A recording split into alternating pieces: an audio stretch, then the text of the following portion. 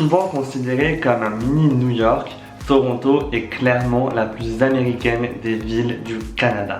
Avec une architecture futuriste, un mélange de culture et ce côté anglophone, cette ville, pourtant assez méconnue des Français, vous fera voyager à travers tous ces lieux emblématiques.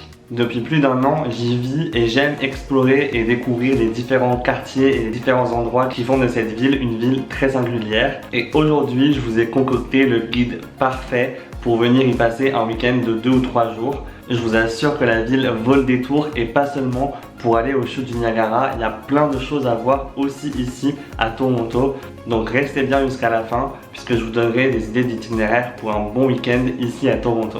Hello, moi c'est Rens, j'ai 25 ans et en octobre 2022, on a tout quitté avec mon copain en France pour partir vivre notre rêve canadien en PVT. Et je documente du coup tout ça, toute cette aventure sur mes réseaux sociaux, que ce soit ici sur YouTube, mais aussi sur Instagram. Donc je vous invite à me suivre dans toutes ces aventures. Et c'est parti, on commence tout de suite avec cette vidéo. Je vais vous parler dans un premier temps des différents endroits à voir, des différentes activités à faire ici à Toronto. Et ensuite, du coup, en deuxième partie, on reviendra sur des propositions d'itinéraire en fonction des différents lieux géographiquement parlant dans la ville pour que vous puissiez voir un maximum de choses sur le temps d'un court week-end. Voilà, c'est parti, on commence tout de suite avec les différents endroits à voir ici à Toronto. Pour le premier point, je voulais parler des différents parcs qu'il y a dans l'ensemble de la ville, puisqu'effectivement il n'y a pas que des buildings ici à Toronto, il y a aussi pas mal d'espaces de verdure et je trouve que c'est quand même assez sympa pour aller s'y balader. Et suivant la saison à laquelle vous venez, il y a des moments où c'est encore plus sympa avec les arbres en fleurs ou même en plein été quand les gens vont faire des pique-niques. Et on commence tout de suite par le plus gros parc du coup qui est à l'ouest de Toronto, qui est tout simplement High Park, qui est accessible en transport en commun. Vous arrêtez juste à l'arrêt de métro High Park tout simplement et vous pouvez du coup le traverser de long en large et vous promener du coup dans toute cette verdure hyper flamboyante en plein cœur de Toronto. Et vous avez aussi la possibilité de voir du coup le zoo de Toronto qui est là-bas.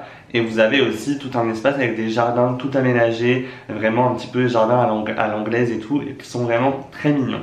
Donc franchement, pour vous dépayser un petit peu, je vous recommande vraiment ce parc. Ensuite, le deuxième parc que j'aime bien, c'est celui de Trinity Bellwoods, qui est du coup dans la partie ouest du centre-ville de Toronto, un peu plus central quand même que High Park. Donc si vous n'avez pas l'occasion d'aller jusqu'à High Park, Trinity Bellwoods, ça peut être une très belle opportunité aussi de vous promener dans un endroit un peu plus vert et surtout d'avoir des belles vues sur la CN Tower, puisque depuis ce parc-là, vous pouvez pique-niquer avec une très belle vue sur la ville et sur la tour. Et c'est quand même assez cool quand il fait assez bon ici à Toronto d'aller se poser un petit peu entre deux visites par là-bas. Le troisième espace naturel dont je voulais parler, c'est H2O, qui est du coup une petite plage artificielle qui a été aménagée au bord du lac Ontario et qui vous donnera du coup la possibilité de vous détendre sur des petits transats, vraiment avec une vue super cool sur les îles de Toronto et sur le lac. Pour le coup, cette plage, elle est vraiment en plein centre-ville, à quelques minutes seulement de la CN Tower. Donc ça peut être une bonne option aussi pour voir autre chose que des buildings tout en restant assez proche du centre-ville. On arrive du coup, je pense, dans ce qui va être les 3 parcs que je préfère ici à Toronto. Donc notez-les bien parce que ça peut être très intéressant pour votre programme. Je voulais commencer avec Evergreen Brickworks, qui est du coup au nord-est de la ville et qui est le lieu d'une ancienne fabrique de briques, comme son nom l'indique du coup, qui a été réhabilité et réaménagé en espace culturel avec pas mal d'événements, pas mal de choses qui se passent là-bas. Et il y a aussi du coup tout un parc hyper verdoyant, hyper beau et hyper dépaysant. Il y a des petits lacs au milieu et c'est vraiment juste super beau. Alors oui, c'est peut-être un peu plus loin depuis le centre-ville, mais ça vous fait quand même une balade très très sympa. Et si vous montez un petit peu sur la petite colline, vous allez avoir une belle vue sur la ville et ça peut être sympa du coup de se balader aussi là-bas. Et je reviendrai sur ce parc dans l'itinéraire que je vais vous proposer à la fin de la vidéo. Donc restez bien jusqu'à la fin de cette vidéo pour avoir un peu plus d'informations à ce sujet. Et le dernier spot naturel dont je voulais vous parler, c'est bien sûr les îles de Toronto qui sont en face de la ville sur le lac Ontario et qui sont vraiment incontournables de la ville et qui te permettent vraiment de sortir du tumulte de cette ville le temps d'un instant, le temps d'une balade sur ces îles-là. Donc il y a 3 principales îles, donc Wars Island qui va être à l'est de la ville, Center Island qui comme son nom l'indique est au centre, et Anlines Point qui est du coup plus à l'ouest de cet archipel. Et du coup vous avez accès à ces 3 îles différentes via un ferry qui coûte 9 $ aller-retour par adulte. Donc c'est vraiment pas très cher je trouve pour pouvoir aller dans un endroit vraiment atypique et iconique de la ville. Et du coup, je dirais que Wards Island est vraiment plus authentique et typique avec pas mal de petites maisons et vraiment plus un côté vide quartier si je puis dire, parce que c'est là-bas qu'il y a beaucoup de résidents du coup qui vivent à l'année. Mais après, Center Island est un peu plus touristique et un peu plus aménagé, donc vraiment un peu plus type parc. Avec des belles pelouses, des beaux jardins, il y a même un petit parc d'attractions et pas mal de plages qui sont vraiment super cool pour aller se baigner. Et le Highlands Point qui va être du coup beaucoup plus naturel, j'ai envie de dire, un peu plus sauvage aussi. Et c'est là-bas aussi que vous aurez la plage naturiste si vous voulez aller y faire un tour.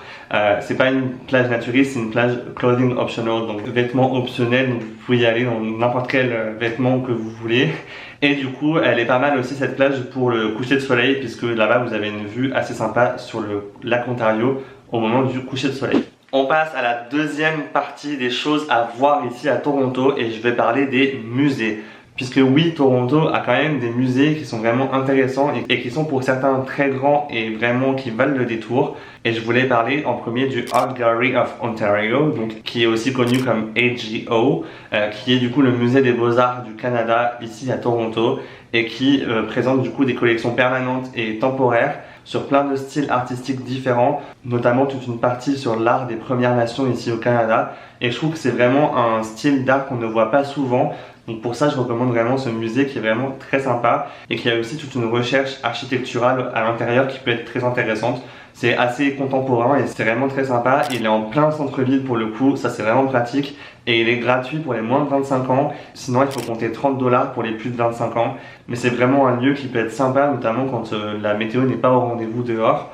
Donc voilà, en plein centre-ville, je trouve que c'est vraiment trop pratique. Il est facile d'accès et il est super beau. Le deuxième musée qui est vraiment impressionnant ici à Toronto, c'est le Royal Ontario Museum, le ROM, qui est du coup lui un musée d'histoire naturelle et qui est du coup au nord-est du centre-ville au niveau de la rue Bloor.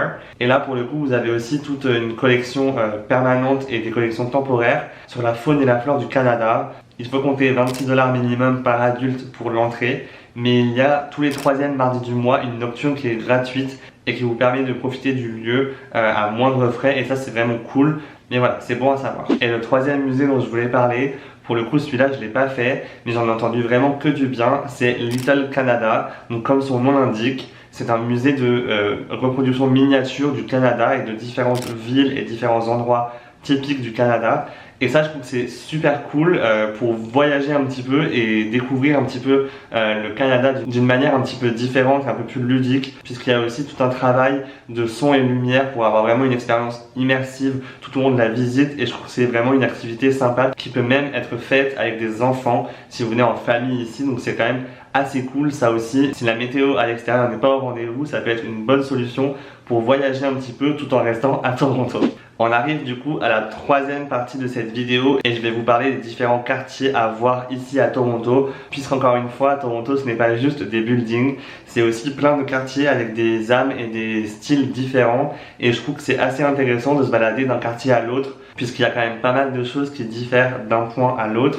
Donc voilà, on va commencer tout de suite avec le quartier des boutiques de luxe qui est du coup le quartier de Yorkville, qui est un quartier vraiment tout mignon, assez petit pour le coup, mais vraiment très sympa et très bien aménagé. Vous y retrouverez du coup toutes les boutiques de luxe que vous connaissez, mais aussi du coup pas mal de belles voitures. Donc c'est vrai que c'est un quartier qui est assez détonnant et qui peut être sympa pour vous balader un petit peu et voir aussi toute cette partie-là de la ville. Ensuite, le deuxième quartier que j'aime beaucoup ici, c'est l'Université de Toronto, qui est du coup un quartier à part entière en plein cœur de la ville, puisque c'est vraiment le campus à l'américaine, comme vous voyez dans tous les films, avec des énormes stades, des énormes parcs, des bâtiments hyper beaux et très anciens qui reprennent vraiment le style architectural de l'époque comme en Angleterre.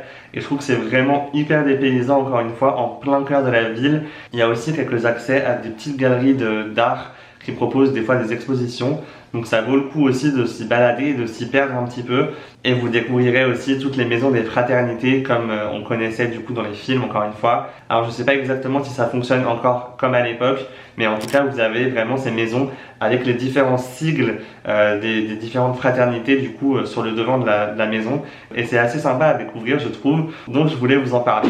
On descend un peu plus au sud de la ville pour arriver au niveau de King West, qui est du coup la rue la plus animée, j'ai envie de dire, pour les restaurants et les bars, et même pour les boîtes la nuit.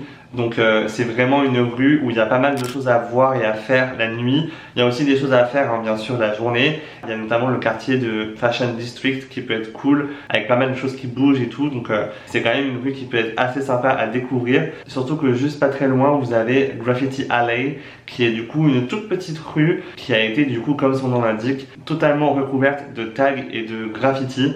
Et je trouve ça super beau. Il y a vraiment plein d'artistes qui viennent laisser leurs petites traces et leurs petits détails artistiques, et c'est vraiment assez sympa comme petite allée à découvrir dans le quartier du coup de King West, Queen West. Un peu plus à l'est de la ville, je voulais aussi vous parler du fameux Distillery District, qui est du coup un quartier du vieux Toronto, vraiment très typique et très beau, avec toutes ces briques rouges de partout, puisqu'en fait c'était une ancienne distillerie de whisky qui a été réaménagée il y a une vingtaine d'années en un quartier culturel et super vivant, avec plein de petites boutiques, de restos et de bars assez sympas. Et c'est aussi là-bas que se tient le marché de Noël si vous venez en hiver à Toronto. C'est vraiment super beau, et même le quartier en temps normal il est vraiment super mignon, donc ça vaut vraiment le détour. On reste dans le sud de la ville avec Harbourfront, qui est du coup toute une promenade tout au bord du lac Ontario, et qui vous permettra du coup de voir vraiment la ville d'est en ouest, avec pas mal de petits endroits sympas pour se poser, des petits parcs.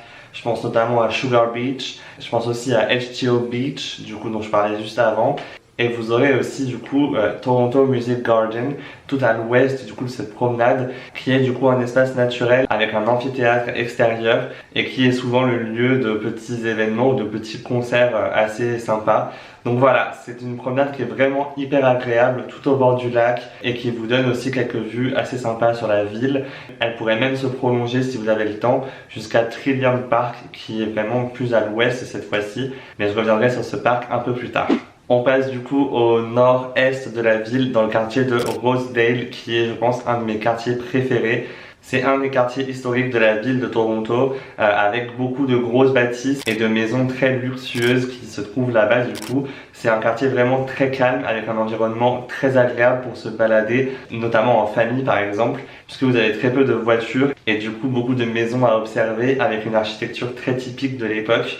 Donc c'est vraiment super cool comme quartier. Si vous avez le temps d'y passer, je trouve que c'est vraiment sympa. On revient un peu plus dans le centre de la ville avec le quartier de Kensington Market, qui est, je pense, le quartier le plus artistique de toute la ville. C'est là où vous trouverez vraiment toutes les friperies, que vous trouverez pas mal de restaurants, de petits bars très sympas et assez éclectiques. Vous aurez aussi pas mal de magasins avec des petits artisans locaux et des petits créateurs, et je trouve ça vraiment sympa. Et encore plus le dimanche en été, quand toutes les rues sont piétonnes dans ce quartier, c'est vraiment hyper cool. Il y a de la musique de partout, il y a des gens de partout, enfin c'est vraiment super vivant comme quartier, encore plus le week-end. Et du coup, le dernier quartier dont je voulais vous parler, c'est tout simplement le village, qui est du coup sur Church and Wesley, donc un peu plus à l'est du centre-ville. Et c'est le quartier gay du coup, comme vous l'aurez compris. Et si vous voulez en savoir plus d'ailleurs sur ce quartier et sur la communauté LGBTQIA+, j'ai fait une vidéo à ce sujet, donc je vous invite vraiment à aller la regarder aussi. Vous apprendrez pas mal de choses à ce sujet. On passe maintenant à la quatrième partie de cette vidéo, avec toutes les activités un peu plus insolites que vous pouvez faire ici à Toronto. Et je commence tout de suite avec le fameux tourbus, comme on le voit dans beaucoup de villes à travers le monde. Il y a aussi la possibilité de faire ce genre d'excursion ici à Toronto, et ça vous permettra de voir un maximum de lieux emblématiques de la ville sans trop vous épuiser, et ça peut être une bonne manière pour découvrir la ville. Donc n'hésitez pas à vous renseigner par rapport à ça, parce que ça peut être assez cool. La deuxième activité dont je voulais parler, c'est bien sûr l'emblème de Toronto, celle qu'on voit de partout sur les cartes postales, sur les photos, sur partout. C'est la tour CN, qui est du coup en plein cœur de la ville et qui vous propose un panorama incroyable sur toute la ville et sur tous les buildings. Donc vous avez la possibilité du coup de monter à l'observatoire, mais il y a aussi la possibilité d'aller au restaurant, qui comprend la montée notamment à l'observatoire aussi. Donc voilà, ça peut être une expérience qui est quand même assez cool. Il faut compter à peu près 43 $ pour la montée à la CN Tower, et du coup le restaurant sera forcément un petit peu plus cher, mais ça vous permet de voir vraiment l'ampleur de la ville, et je pense qu'il n'y a pas de meilleur point de vue que cette CN Tower pour voir toutes les facettes de cette ville du coup. Donc je pense que c'est une activité qu'il faut vraiment que vous considériez si vous venez un week-end à Toronto. On continue avec une autre activité qui est elle juste au pied de la CN Tower, qui est du coup l'aquarium Ripley. Et c'est un des plus grands aquariums du Canada et vous aurez la possibilité de voir plein d'animaux du monde entier et notamment de passer à travers un espèce de tunnel de verre où vous avez des requins qui passent au-dessus de vous. Donc ça peut être vraiment très sympa en famille. Une autre activité qui peut être cool et qui change un petit peu des musées dont je vous parlais tout à l'heure, c'est d'aller visiter Casa Loma, qui est du coup une ancienne bâtisse très grande et très bourgeoise qui date de 1914 et qui est du coup visitable pour voir comment les pièces étaient aménagées à l'époque et découvrir aussi tous les jardins. Je pense que c'est vraiment une visite qui peut être très intéressante et très sympa. Ça vous donne aussi, il me semble, un petit panorama sur la ville. Donc voilà, ça peut être une idée assez sympa à ajouter sur votre liste de choses à voir ici. Je continue avec un lieu qui est assez emblématique aussi ici à Toronto. Celui que vous aurez probablement déjà vu aussi en photo, c'est Nathan Phillips Square, qui est du coup la place de l'hôtel de ville où vous aurez les lettres Toronto. Et l'hiver notamment, elle se transforme en patinoire. Donc c'est quand même assez sympa de venir y faire un tour. Même en plein été, il y a quand même pas mal de choses qui s'y passent. Il y a aussi pas mal de petits événements, des fois les week-ends. Je pense notamment à Indian Fest ou ce genre de choses qui se passent du coup sur cette place-là. Et du coup, elle est quand même assez souvent animée. Donc ça peut être sympa d'y faire un tour. Donc vous aurez une vue sur le nouvel hôtel de ville qui est en forme un petit peu arrondie. Et aussi sur l'ancien hôtel de ville qui est un bâtiment beaucoup plus historique du coup en plein milieu de tous ces buildings. Donc je trouve que la vue est quand même assez sympa et ça vous permet un petit peu d'appréhender aussi tout l'environnement autour de cette place. Pas très loin de Nathan Phillips Square, il y a le Eaton Center qui est du coup le plus gros centre commercial de la ville et je pense même un des plus gros du Canada. C'est un centre commercial qui relie au final deux rues très connues, donc Queen et Dundas. Et vous aurez du coup l'accès à ce centre commercial par deux stations de métro différentes. Donc c'est pour vous dire à quel point il est vraiment très grand. Et il y a toute une partie qui est hyper impressionnante avec cette verrière que vous avez du coup. Donc si vous avez l'occasion, n'hésitez pas à y passer. Et ce dont je voulais aussi vous parler à côté du Eaton Center, c'est le Dundas Square, qui est notre petit Times Square de Toronto, avec du coup une place entièrement aménagée d'écrans géants de partout, qui vous donne vraiment l'impression d'être à Times Square et d'être entouré du coup de publicités et de différentes vidéos et de différentes images. Donc je trouve que c'est assez cool et c'est assez dépaysant. Préparez-vous par contre parce qu'il y a toujours beaucoup de monde à cet endroit-là. Je pense que c'est quand même un des points névralgiques de la ville puisqu'il y a effectivement l'entrée pour aller à ce centre commercial et qu'il y a du coup tout cet endroit assez frénétique puisqu'on est sur la rue Yonge qui est une des rues les plus commerçantes de la ville. Donc voilà, Dundas Square et Eaton Center, vous pouvez les ajouter sur votre liste de choses à voir à Toronto. Et je finis du coup cette partie des activités avec les iconiques matchs de sport que vous pouvez venir voir ici à Toronto. Il faut savoir qu'au Canada, il y a trois sports principaux, le baseball, le basket et le hockey sur glace. Et du coup, suivant la saison à laquelle vous venez, vous aurez accès à ces différents matchs et ils prennent place du coup dans des endroits différents de la ville, notamment le Rogers Center pour le baseball, avec toute sa partie qui peut être découvrable s'il fait beau et du coup vous profitez de la vue sur la CN Tower. Et vous avez du coup la Scotiabank Arena pour le basket et le hockey sur glace. Donc ça c'est quand même des lieux aussi très impressionnants et je pense que l'ambiance d'un match, que ça soit basket, baseball ou hockey, c'est quand même assez particulier et je vous invite vraiment à la vivre au moins une fois si vous venez ici à Toronto. Ça peut être vraiment très cool comme activité, notamment le soir, et vous découvrirez du coup cette ambiance un peu à l'américaine avec vraiment un show au final. C'est vraiment un spectacle plus que juste un match. Donc c'est quand même assez cool à découvrir. Et avant de parler d'un itinéraire type que je vous ai concocté pour un week-end ici à Toronto, j'avais quand même envie d'aborder le sujet des vues sur la ville, puisque je pense que je ne suis pas le seul à aimer avoir des endroits où on a une super vue sur la ville, surtout quand on vient visiter une ville aussi impressionnante que Toronto, avec beaucoup de buildings et beaucoup de choses qui dessinent la skyline.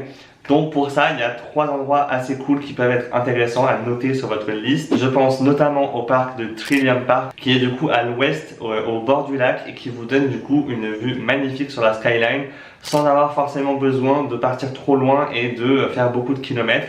Ça reste quand même assez accessible et je trouve que c'est super cool comme point. Et vous avez même des endroits où vous pouvez faire votre propre feu et votre propre barbecue.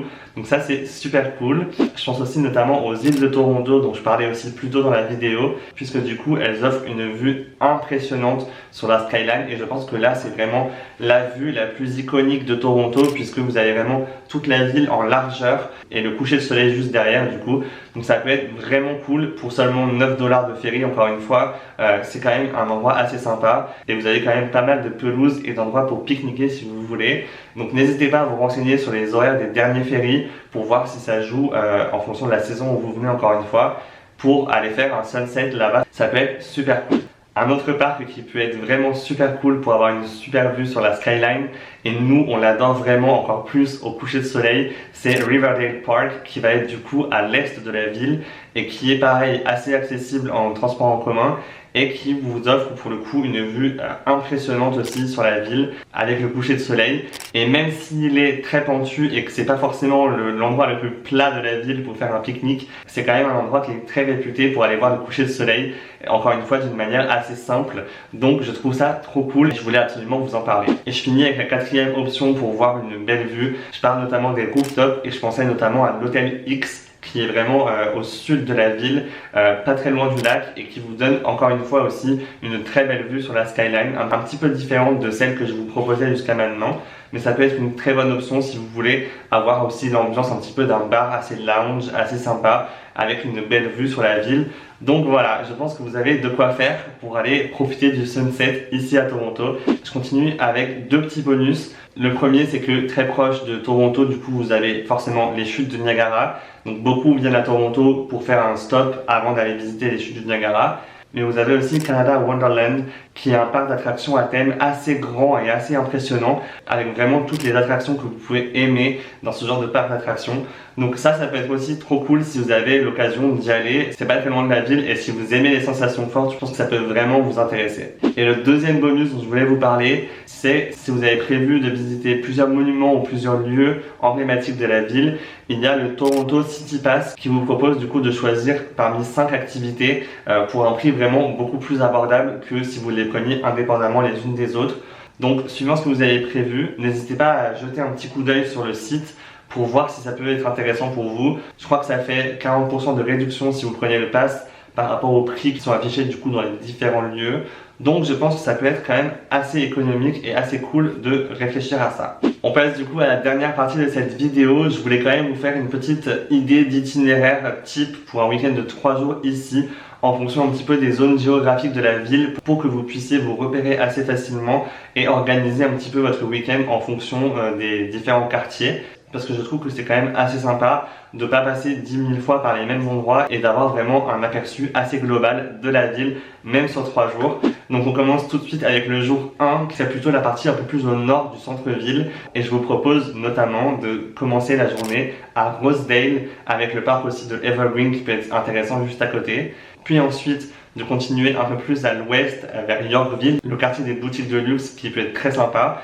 Et ensuite de vous diriger vers Casa Loma du coup pour visiter cette fameuse bâtisse incroyable. C'est là-bas que vous pourriez du coup en profiter pour avoir un petit lunch, ou alors de redescendre vers Koreatown qui est sur Bloor du coup, qui vous propose du coup pas mal de restaurants coréens qui peuvent être super cool à découvrir. Ensuite on reste vers Bloor Street et je vous propose du coup d'aller au ROM, le Royal Ontario Museum, le musée d'histoire naturelle dont je vous parlais, qui peut être super cool pour dynamiser cette journée un petit peu. Et en plus, ce qui est vraiment cool, c'est qu'il est très bien placé pour aller visiter derrière le quartier de l'université, qui est du coup un quartier très cool et très chill pour aller se balader et déambuler entre les différents bâtiments de l'université sur les différents campus. Donc ça peut être assez cool aussi à inclure dans cette journée. Le jour 2, on va plutôt descendre au sud de la ville pour aller découvrir du coup tout un autre type d'environnement, avec notamment le quartier de la Distillery District dont je parlais juste un peu plus tôt dans la vidéo. Puis on continuerait du coup vers Saint-Laurent Market, qui est du coup le marché couvert de la ville, avec tous ces producteurs, tout plein de petites boutiques et de commerçants qui proposent des produits frais, et ça peut être une étape assez sympa, notamment pour prendre de quoi manger le midi. Vous avez aussi toute une terrasse accessible l'été qui peut être super sympa pour vous poser au soleil juste à côté du Saint-Laurent Market. Et du coup dans ce quartier du Vieux Toronto, il y a aussi le fameux Gooderham Building qui est l'équivalent du Flatiron de New York, puisque c'est pareil un building qui a été construit vraiment dans l'angle de deux rues différentes, en mode vraiment comme un fer à repasser. Donc c'est quand même assez emblématique de la ville et ça vous donne aussi une belle vue, une belle perspective sur la CN Tower juste derrière. Pour continuer cette journée, je vous propose d'aller vous balader sur Harbourfront, du coup tout au bord du lac. Ça peut être super cool pour voir autre chose et vous dépayser un petit peu. Et ensuite, je vous propose forcément d'aller faire un tour à la CN Tower et de découvrir l'envergure de la ville avec ce fameux observatoire qui vous donne une vue à 360 degrés. Et comme vous êtes dans le quartier, je vous propose ensuite d'aller vous balader dans le sud du Financial District vers la gare de Union et d'en profiter par exemple pour aller voir un match de sport puisque vous serez juste à côté de la Scotiabank ou du Rogers Center, donc ça peut être super cool de faire ça à ce moment-là. Et on passe du coup au jour numéro 3 avec une partie un peu plus centrale de la ville, j'ai envie de dire, puisqu'on le commence directement dans le Financial District au niveau de Nathan Phillips Square, de Dundas Square, potentiellement aussi au niveau du Eaton Center si vous voulez aller faire un petit peu de shopping, ça peut être super cool. Et ensuite je vous propose d'aller un petit peu plus à l'ouest au niveau de Queen Street West et de King Street West aussi, puisqu'il y a quand même pas mal de choses à voir, pas mal de restaurants, de petites boutiques et une ambiance vraiment assez sympa avec un mélange de grands immeubles et de petits immeubles un peu plus typiques et un peu plus vintage. Donc je trouve que la vibe est vraiment super cool.